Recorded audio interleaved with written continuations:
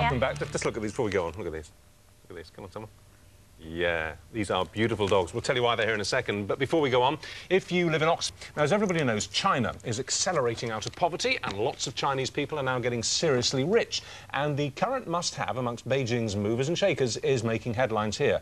Tibetan Mastiffs are the only dog to be seen with in China, and they're fetching eye-wateringly high prices, as you can see there. So between them, Chevvy and Luke here are worth, we reckon, about £250,000 out east. So will owners Richard Gardiner and Pamela Jeans-Brown be applying for animal export licences? I mean, really, shouldn't you do that? Shouldn't you be breeding like mad and flogging them over there? Oh, dear. No.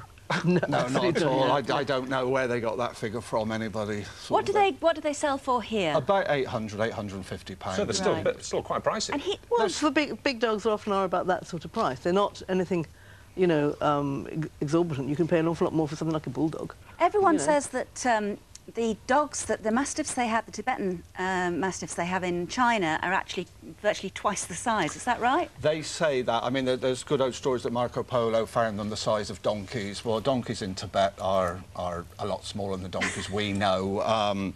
And we've never had any It's a evidence. good travel story, isn't it? I mean, you know, you go off somewhere exotic and come back and you exaggerate your findings, and I think that's what has always happened. But he is absolutely gorgeous. Isn't he wonderful? He's the baby. He's 8 months old today. And this is the granddad. That's granddad. He's 5 years old, even though the pup is now actually larger than granddad. Well, tell us what qualities, very quickly, because we're going to move on in a second, but what qualities do these dogs have? Why do the Chinese love them so much, do you think?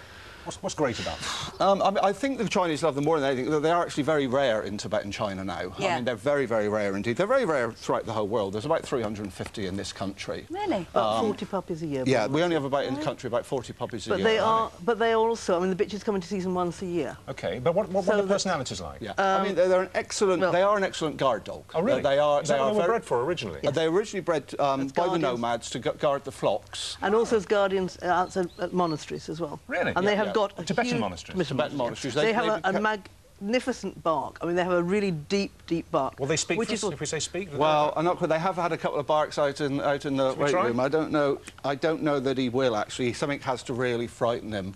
I wouldn't dream of doing that. This is their first defence of guarding. It's this very deep bark. And then they'll stand there.